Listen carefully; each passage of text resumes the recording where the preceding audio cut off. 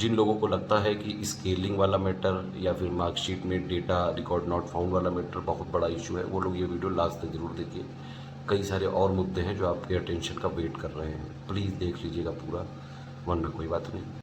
हमारे देश के सबसे उत्तम प्रदेश उत्तर प्रदेश के आयोग का अभी 2018 का मार्कशीट इन्होंने जारी किया और इसमें एक इतनी बड़ी बात यहाँ पे आपके सामने मैं उजागर करने जा रहा हूँ और आप लोगों से रिक्वेस्ट है कि प्लीज़ इसको ज़्यादा से ज़्यादा शेयर करिएगा। मैं कोई आरोप नहीं लगा रहा हूँ, कोई लांछन नहीं लगा रहा हूँ, एक स्टूडेंट की बात है जो कि मैं स्टूडेंट तक ही पहुँचाना चाहता हूँ यूट्यूब के माध्यम से। अब देखिए ये एक केस है, इसमें क्या है, ये पहले आप ये इनका कट ऑफ देखिए यहाँ पे, ठीक है।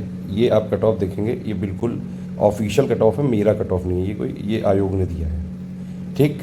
ये देखिए यहाँ पे ये देख लीजिए उपनिबंधक, ठीक है। उपनिबंधक की जो मिनिमम कट ऑफ है 861 है और 919 है जनरल कैटेगरी में, बाकी SC ST OBC, ठीक। अब वापस चलिए, ये इनके बारे में बता, ये एक स्टूडेंट है, इनके 861 मार्क्स आए हैं लेकिन इनका सिलेक्शन नहीं हुआ है। ऐसा क्यों हुआ है मुझे नहीं पता है, शायद ये भी हो सकता है कि 2 लोग का सिलेक्शन होना और इनकी एज थोड़ी कम, एज वाला फैक्टर भी होता है, क्योंकि लेकिन और भी केसेस हैं, इसलिए मैं थोड़ा सा यहाँ पे आपको दिखाना जरूर चाहता हूँ। इन्होंने सारी यहाँ पे भरी है, सब कुछ दिया हुआ है, सब पूरी मतलब डिटेल भरी थी इन्होंने पूरी। इनकी जो है पर्सनल डिटेल मैं नहीं देना चाहता हूँ, इसलिए मैंने इनका नाम छुपा रखा है। लेकिन आप ये देखिए इनके मार्क्स देखिए, ये टोटल मार्क्स है मेंस के, ठीक है। हिंदी, फिर ये ए से, फिर GS 1 2 3 4, हिस्ट्री, ठीक। 807 इनके टोटल, 54 ये 861 नंबर आ गए फाइनली इनके इंटरव्यू मिला। अब देखिए ये इनका प्री का फॉर्म है, सारी इन्होंने डिटेल जो है जहाँ जहाँ भी स्पेशल रिक्वायरमेंट वाली होती है विधि स्नातक इन्होंने यस कर रखी है, ठीक।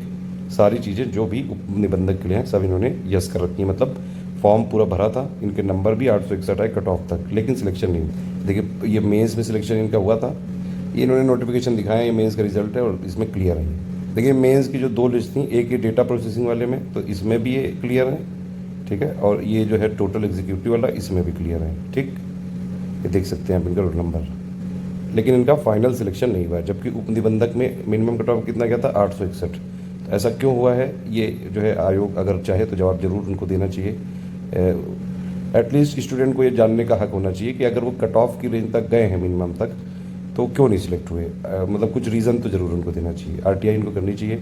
और एक 2-3 चीज़ें हैं, एक ये चेयरमैन ऑफिस UPPSC@gmail.com, ये हमारे चेयरमैन जो साहब हैं उनकी ID है। हालांकि अब वो ज़्यादा लिबिर नहीं करते हैं, अब वो चेयरमैन नहीं रहे हैं जो हर बुधवार को लिबिर करने चले आते थे। अब सर जी को चाहिए फुल इज्जत, पूरी फोटो लगवा रखी है, आयोग की मेन वेबसाइट पे आप जाके देख सकते हैं। एक और चीज़ है, UPPSC की मेन साइट पे जाकर आप जाएंगे, देखिए मेन साइट पे आप गए और यहाँ पे जो कॉन्टैक्ट अस लिखा है ना, इस पर आप जाइए और यहाँ पे जो ईमेल है इनको आप मेल भी कर सकते हैं, जिन लोगों को भी कोई भी समस्या है, ये इनका नंबर भी दिया हुआ है और email ID भी दी हुई है, ठीक है। जवाब दें या ना दें वो उनकी मर्जी है, क्योंकि हमारे देश का सबसे सफल लोकतंत्र है और वो जो भी इतने बड़े टॉप क्लास ऑफिसर्स होते हैं जो UPPSC के आयोग के अध्यक्ष बनने की सदस्यता रखते हैं, मतलब उनकी जो है क्वालिफिकेशन है, तो वो थोड़े से राजा टाइप के, वो कुछ भी कर सकते हैं जब उनका मन आएगा। वो नोटिफिकेशन में नहीं लिखा होगा फिर भी नेगेटिव मार्किंग डाल देते हैं, उनका मन आता है तो 2018 में स्केलिंग होनी थी उस स्केलिंग को हटा देते हैं, मतलब सर जी की मर्जी है, जैसा मतलब सर जी चाहेंगे वैसा चलती है UPPSC। और सर जी इतने ज़्यादा जो है ईमानदार हैं कि RO वाले पेपर में कुछ क्वेश्चन जानबूझ के गलत कर दिए जाते हैं। RO 2017 में सर जी को पसंद नहीं आया कि भैया ओवर क्वालिफाइड वाले लोग क्यों आ रहे हैं, ये क्या जो है बसूड़ी है। तो ARO वाली पोस्ट के लिए क्या किया था इन्होंने कि डोइएक O लेवल जो मांगते हैं उससे ऊपर अपर क्वालिफाइड मतलब ओवर क्वालिफाइड जो लोग थे उन लोगों को सर जी ने मतलब कुल मिला के मार्कशीट नहीं दी। अब सर जी की मर्जी है भैया, सर जी ने कहा कि नहीं करेंगे तो नहीं थी, अब जो भी है। मतलब सर जी गोविंदा के फ़ैन रहे हैं शायद, उन्होंने वाला गाना सुना हुआ है, मेरी मर्जी, मैं चाहे ये करूँ मैं चाहे वो करूँ, मेरी मर्जी, मैं नेगेटिव मार्किंग को घुसाऊँ मेरी मर्जी, मैं स्केलिंग को तो हटाता हूँ मेरी मर्जी, मैं जानबूझ के गलत क्वेश्चन घुसाऊँ मेरी मर्जी, मैं लोगों की मार्कशीट ना दिखाऊँ मेरी मर्जी। अब देखिए ये एक और केस है, इसमें ये है कि अभी तक क्या था कि भैया RO 2017 में ओवर क्वालिफाइड वाले लोग थे, उनकी कॉपी को सर जी ने कहीं छुपा के रख दिया है तो इसलिए मार्क्स नहीं दिखाए गए। लेकिन ये वाली समस्या सिर्फ यहाँ पे नहीं है बंधुओं, ये वाली समस्या PCS 2018 में भी मौजूद है। PCS 2018 में भी कुछ लोगों की कॉपी में अगर आप मार्कशीट देखेंगे तो रिकॉर्ड नॉट फाउंड दिखा रहा है।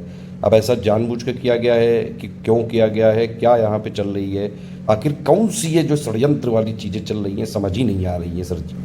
सर जी को थोड़ी सी आज हाई कोर्ट ने भी ये लिखा हुआ है, फटकार है, हालांकि ये फटकार नहीं होना चाहिए था, क्योंकि सर जी तो राजा हैं, सर जी को कैसे कोई फटकार लगा सकता है। हालांकि आयोग के कार्यशैली पर सवाल किया गया है कि आयोग आए दिन जो है आयोग विवादों में रहता है। ऐसे में आपके अधिकारी बार बार ऐसी गलतियां कैसे कर सकते हैं? भैया वो अधिकारी थोड़ी ना है, वो तो राजा हैं। राजा कभी गलती करता है, बताओ जरा। तो ये वाला केस एक अलग चल रहा है, यूपीपीसीएल 2020 में मेंस का केस चल रहा है ये। इसमें भी सर जी थोड़ा सा यहाँ पे राजा को तकलीफ हो रही है। स्केलिंग का भी अभी कुछ आना है रिजल्ट, उस पर भी थोड़ी तकलीफ हो रही है। उसके अलावा कुछ और समस्याएं चल रही हैं। एज वाला, एज वाले में क्या है कि कुछ जो है आईएएस ऑफिसर्स हैं और वो थोड़े से ज़्यादा यंग हो चुके हैं, 60-65 साल के हैं खुद वो सारे।